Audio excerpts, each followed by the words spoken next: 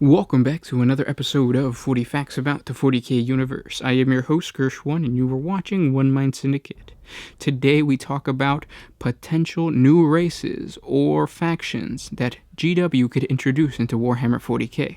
Now, we've covered in the past what awesome factions would be nice to have, something probably made up by us, but when we look at the lore, what makes sense lore-wise that GW could introduce into Warhammer 40K? What are the potential new races that can be introduced into Warhammer 40K? We're going to talk about that today. I'm going to give you my top 4 choices, and of course, if you're new to the channel, subscribe, because we post Warhammer 40K content just like this every single day.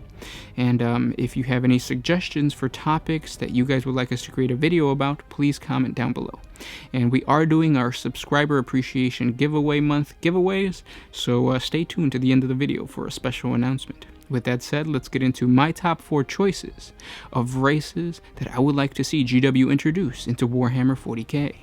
The Milky Way Galaxy, or more commonly known as just the Milky Way, is the galaxy that mankind calls home, and in which the Imperium of Man and all other starfaring intelligent species known to humanity are located.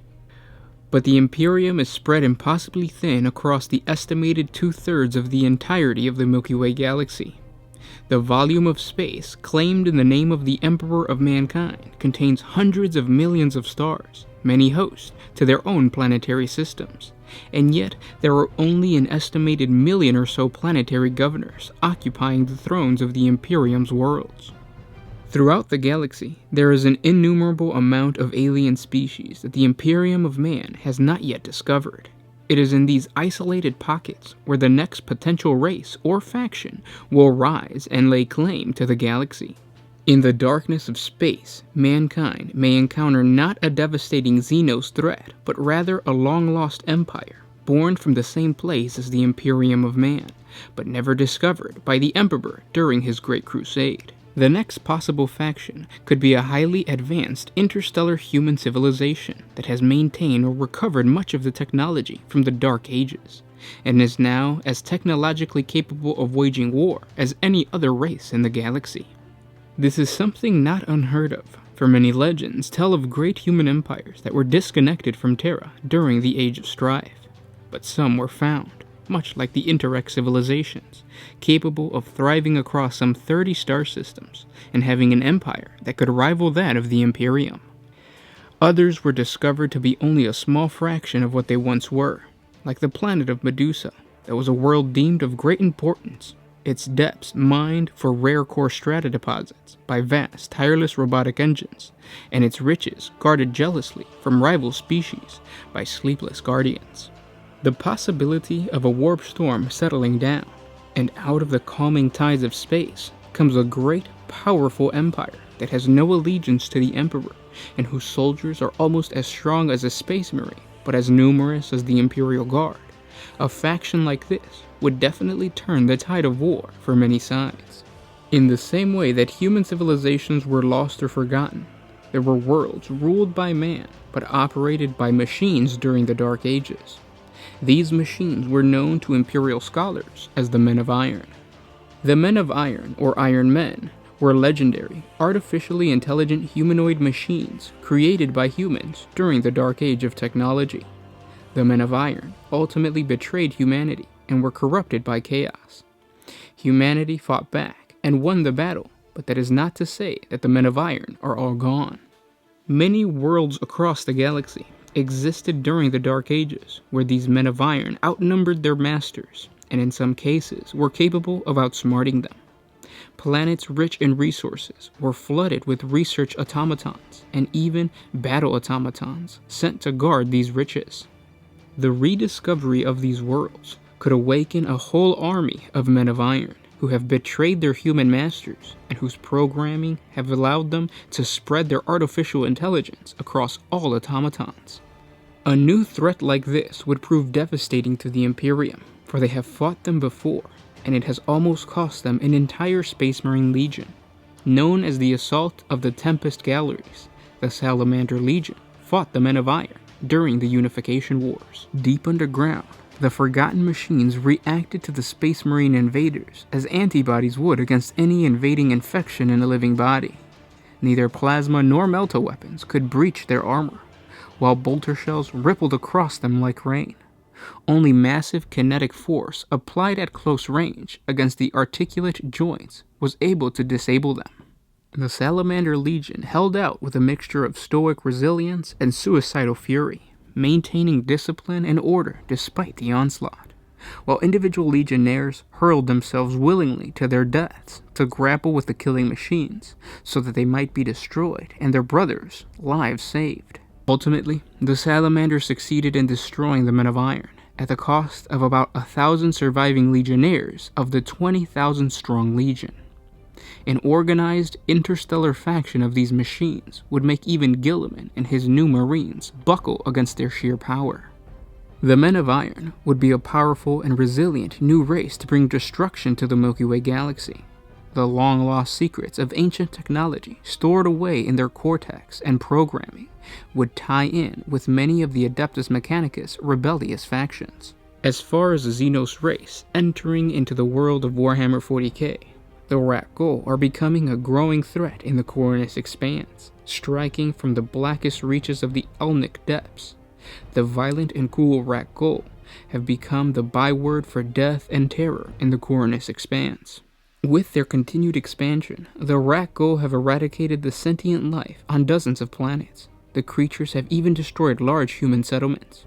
This threat has grown even larger, as most of the Imperium is unclear if the Rakghouls have recently discovered warp travel by scavenging starships from other starfaring races, or if they might be the survivors of an advanced and dying species. Regardless of this fact, the Rakghoul ships, no matter how primitive they may be, are beginning to spread these creatures past their small domain.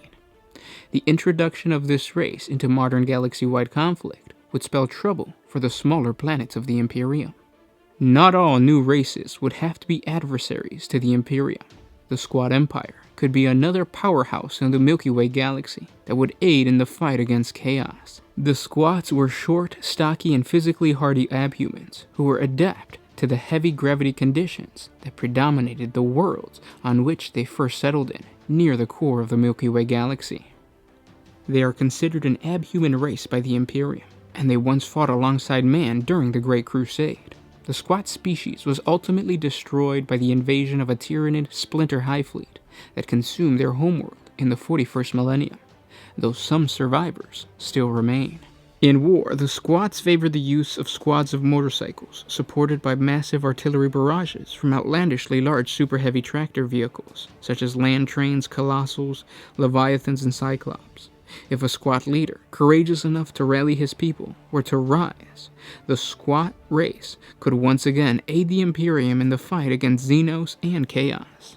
And those were my top 4 picks for races that I would like to see GW introduce into Warhammer 40k. Now there's a lot more. You could also talk about the Dark Mechanicus, because even though they're in the lore, they don't have an actual playable army.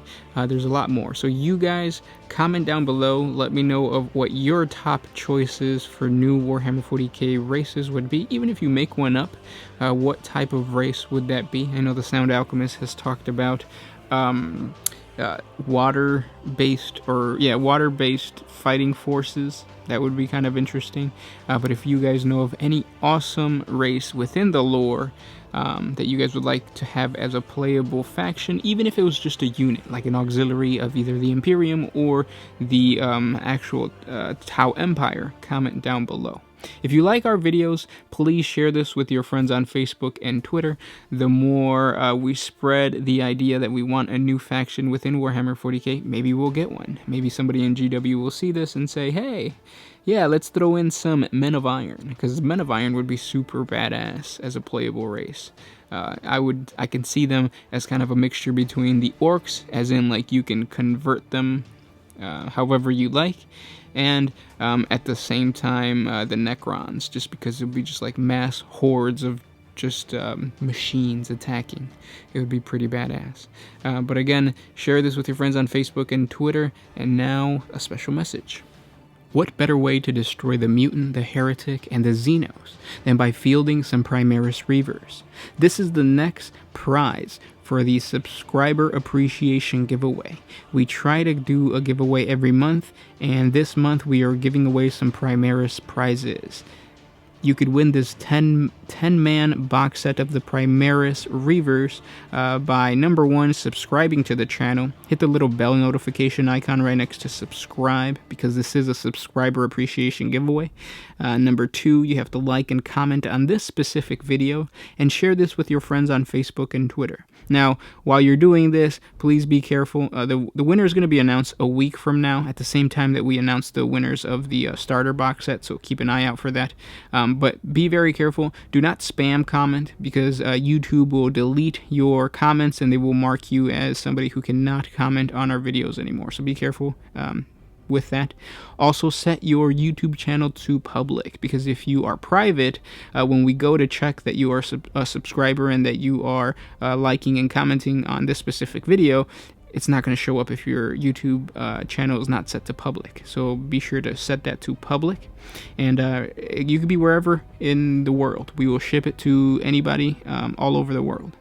And again, this is just us appreciating the fact that you tune in every single day to listen to us talk to you about the lore of Warhammer 40k. We love Warhammer 40k, and the lore specifically, but we also love the hobby itself of collecting miniatures, and we want to get more people into this, so that's why we do these giveaways, so we can get more people collecting the awesome miniatures. But with that said, guys, good luck, and I'll see you tomorrow. More giveaways coming. This was Gershwin with One Mind Syndicate, signing out.